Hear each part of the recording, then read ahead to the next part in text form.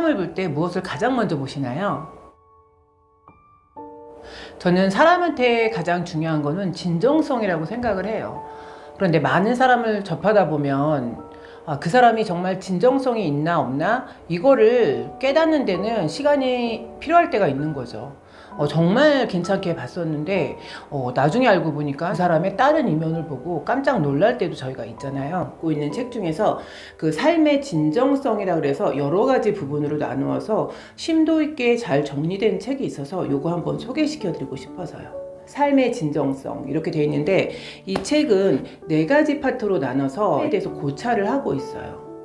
저희가 삶에 있어서 진정성을 느끼게 되는 부분은 크게 뭐가 있을까요? 첫 번째는 성에 대한 고찰에 대해서 얘기하고 있고요.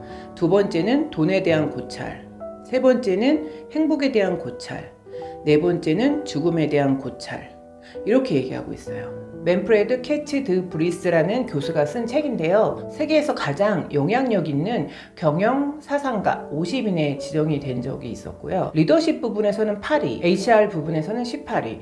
이렇게 유럽 쪽에서는 되게 유명한 저자인 것 같아요. 맨 처음에는 성에 대한 고찰에 대해서 얘기를 하고 있는데 저희가 화성과 금성이 만났을 때 이런 주제로 얘기를 하고 있는데 그 동상이몽이라고 그러잖아요. 폴란트 로렌츠 효과라는 게 있대요. 로렌츠가 생태학자였는데 그 거위를 연구하다 보니까 거위는 눈을 딱 뜨자마자 그 처음 보는 사람을 어미로 안다는 거예요. 그래서 사람을 맨 처음에 보면 그 사람들을 졸졸졸졸 따라다닌다는 거예요. 그래서 이 로렌츠 효과라는 거는 사랑을 하면 눈이 머는 거, 첫눈에 반한 사랑 이런 걸 가지고 폴란트 로렌츠 효과라고 얘기를 하고 있어요. 연애를 할 때 그 모습에서 부모의 모습이 보이면 되게 호감을 갖잖아요.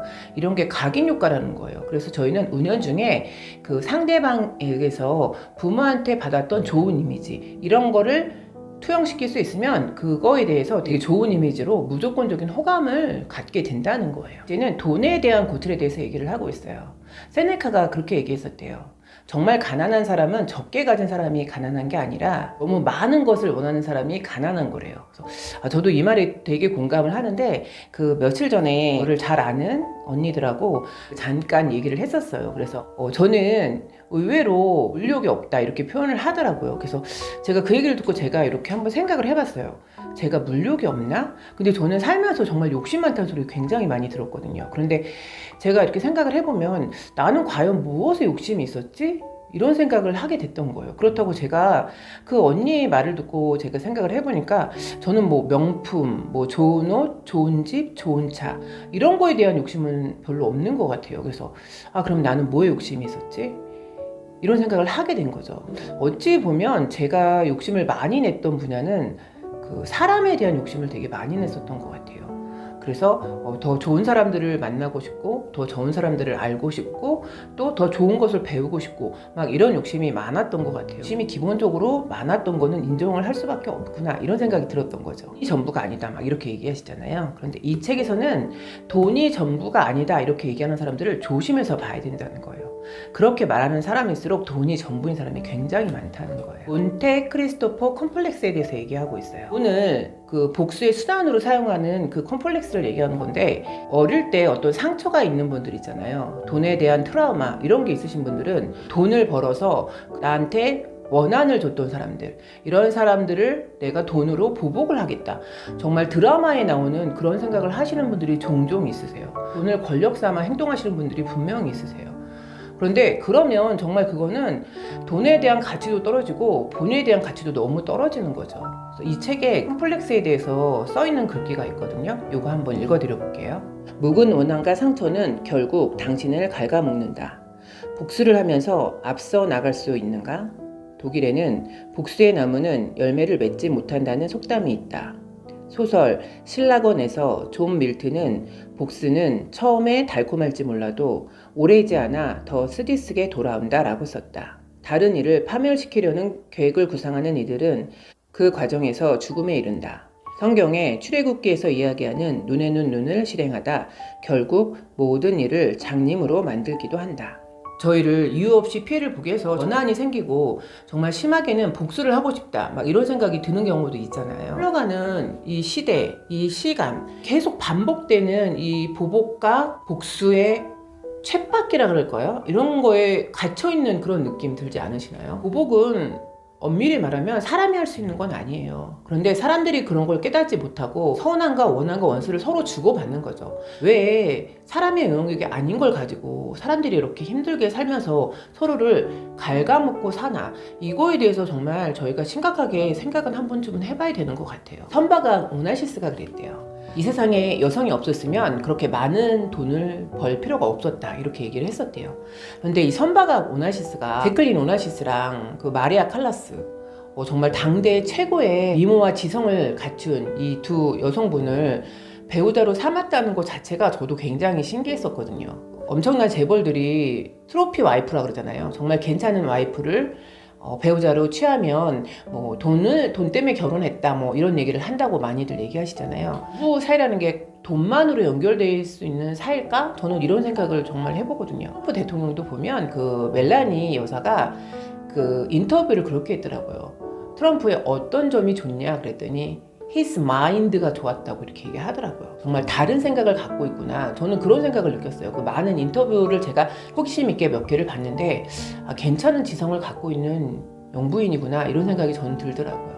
배우자의 마인드를 좋아할 수 없으면 우리 많은 돈을 준다고 해도 평생 같이 반려자로 배우자로 살 수 있을까요? 또 세 번째는 행복의 고찰에 대해서 얘기를 하고 있어요. 온전한 삶을 살 것인가 아니면 유예된 삶을 살 것인가, 이거에 대해서 얘기를 하고 있는데 T.S. 엘리엇이 이렇게 얘기하는 글귀가 써 있어요. 내 인생을 커피 한 스푼으로 재보았지, 이렇게 써있는 글귀가 있는데 저는 이 글귀가 되게 마음에 들더라고요.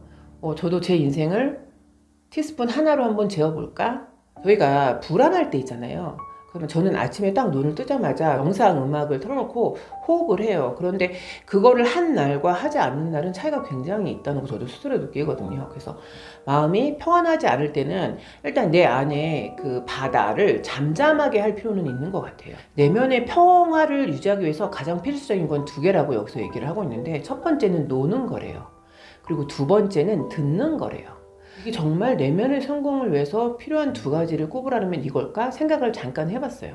근데 여기서 노는 거라고 표현한 거는 저희 어떤 플레이 막 이런 개념이라기보다 내가 내 마음 안에서 논다는 의미가 아닐까? 이런 생각이 들었고, 또 듣는 거라는 거는 경청, 인생의 후반전을 갈수록 정말 경청이 중요하구나, 이거를 알게 되는 거예요. 젊을 때 경청을 할 줄 알았다면 제가 다가오는 수많은 기회를 잡았을 수 있었을 거라는 생각이 들더라고요. 그런데 남의 얘기를 잘 듣는다는 것, 남의 머릿속에 있는 지혜를 내 것으로 옮겨온다는 거는 잘 듣는 것에서 비롯되는 것 같아요. 그리고 공부를 잘하는 것, 이것도 마찬가지죠. 선생님의 말씀을 잘 듣는 것. 그리고 저희가 무언가를 할 때 성공한 사람들의 이야기를 잘 듣는 것, 이것도 그냥 엄청난 시간과 노력을 그대로 나한테 옮길 수 있는 거거든요. 그래서 경청 너무 중요하구나. 행복하기 위한 거에 대해서 아주 짧게 정리되어 있는 부분이 있어요. 이것도 한번 읽어드려 볼게요. 모순되지만 행복하기 위해서는 우리가 가진 것과 가지지 않는 것 모두에 만족해야 한다. 이러한 이중적인 만족은 안정감을 느끼기 위한 견고한 기반이 된다. 가장 행복한 사람은 현재의 상태에 만족하는 사람, 그리고 가지지 못한 것을 원하지 않는 사람이다. 자기계발서를 읽다 보면 그 책의 그 내용이 정리된 부분이 서로 반할 때가 있어요. 가지지 않는 것에 대해서 꿈꿔라, 이렇게 정리된 책도 있고요. 가지지 않는 것에 만족해라, 이렇게 정리된 부분도 있어요. 그런데 이거는 뭐가 맞다 틀리다 얘기하기는 어려운 것 같고, 본인의 가치관을 두고 그 방향에 맞추면 되는 것 같아요. 내가 가지지 않는 것에 행복할 수 있는 사람이면 가지지 않는 것에 행복한 것에 포커스를 맞추면 되는 것 같고, 내가 꿈꾸는 거를 꼭 노력해서 이루어 보겠다 하면 그쪽에 포커스를 맞추면 되는 것 같아요. 마지막으로 죽음에 대한 고찰에 대해서 얘기를 하고 있어요. 의미 있게 산다는 것, 이 책에서는 의미는 그 무가치함과 소외와 반대되는 개념이다, 이렇게 얘기를 하고 있는데, 여러분 의미 있게 하루하루 잘 생활하고 계신가요? 이 의미라는 거는 희망을 창조하는 행위래요. 저는 이런 죽음에 대한 얘기가 나오면 작년에 제가 제 인생에 많은 영향을 줬던 그 세 분이 돌아가셨어요. 그래서 그 죽음에 대한 얘기를 하면 그분들이 생각이 나고, 또 그분들을 생각하면 되게 눈물이 나는 때가 있어요. 한 분은 정말 제가 죽을 만큼 아팠을 때 저희 엄마처럼 저를 병간호해 주셨던 분이 있었어요. 손수 음식을 제가 그때 막 그 염증이 막 치솟고 이래서 아무 음식도 못 먹을 때가 있었어요. 그런데 염증 안 나오는 그 식사를 연구하시고 막 공부하셔서 손수 만들어다 주신 분이 있으셨어요. 저희 엄마도 못하는 거를 해주신 분이 있으셨어요. 보은이라는 단어 쓰잖아요. 은혜를 갚아야 되겠다 이런 생각을 하고 있었는데 그분이 작년에 돌아가셨어요. 그리고 또 한 분은 공무원을 하고 싶지 않았는데 저희 엄마의 강요? 이런 것 때문에 제가 공무원을 맨 처음에 들어오게 됐다고 말씀을 드렸잖아요. 그런데 그때 저희 엄마랑 같이 얘기하셔서 그 공무원 원서를 그냥 넣어주신 그 저희 상사가 있으셨어요. 을 보게 하려고 저희 엄마랑 막 이렇게 밀담 뭐 이런 걸 하셔서 공무원 원서를 접수를 시켜주시고 제 초임 상사였던 분이 있으셨어요. 근데 그분이 그 항상 제가 그 공무원 생활에 굴곡이 생기는 걸 보고서 제 앞에서 몇 번 우신 적도 있으셨던 상사였어요. 그래서 제가 그분도 그 직장 생활에서 저희한테는 어머니 같은 분이셨어요. 그런데 그분도 작년에 돌아가셨고 또 한 분은 제가 그 고등학교 때부터 미술을 하고 싶어 했다고 말씀드렸었잖아요. 그런데 그 미술을 하지 않고 포기하고 있다가 뭐 20대 때 잠깐 공부를 하고 그리고 제가 한 3년 전부터 그 개인 화실을 다녔었어요. 저를 이렇게 특별하게 생각해 주시는 그 미술 선생님이 계셨어요, 화실에. 근데 그 선생님이 그 선생님도 작년에 돌아가셨어요. 그런데 이 선생님 돌아가시기 전에 지금 생각해 보면 그런 생각이 들어요. 이 선생님이 죽음을 예감을 하셨나? 이런 생각이 이제서야 드는데 어느 날 갔더니 선생님이 그 목도리를 손바느질을 하셔서 저한테 크리스마스 선물로 주셨어요. 그래서 너무 감사했죠. 근데 왜 이렇게 주시지? 이런 생각을 했었어요.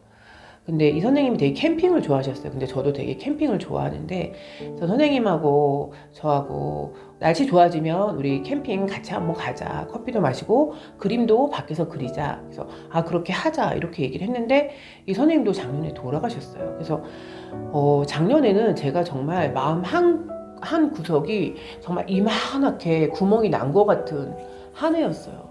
상반기 때 이 세 분이 한꺼번에 돌아가셔서 제가 너무너무 힘든 상반기를 보냈던 것 같아요. 그래서 저는 이 세 분이 제 곁을 떠나가면서 죽음이라는 거에 대해서 다시 한번 생각을 하게 됐고 반면에 죽음이 나한테 엄청 가까이 있는 거구나. 그러니까 하루하루 정말 의미 있게 잘 살아야 되겠다. 이런 생각이 좀 들었었고 이 성경에 보면 창세기에 그런 글귀가 있어요. 너는 흙이니 흙으로 돌아갈 것이다. 저희는 정말 언젠가 흙으로 돌아가잖아요. 여기에 로마의 시인 호라티우스가 쓴 헌정시가 있는데 제 마음과 비슷하다 이런 생각이 들어서 한번 읽어드리고 마칠게요. 마지막에 신이 당신을 위해 나를 위해 무엇을 준비하셨는지 묻지 마라. 우리는 알 수 없을지니 제우스가 또 다른 겨울을 우리에게 선사하든 이것이 우리의 마지막이든 토스카나 바다에서 벼랑 끝이 닳아 없어지든 무엇이 오든 그저 견디면 얼마나 좋겠는가. 현명해지라. 포도주를 들이켜라. 그리고 인생은 짧으니 다가갈 수 없는 희망은 버려라. 우리가 지금 이야기하는 사이에도 시샘 많은 시간은 지나가 버리니 현재를 잡아라.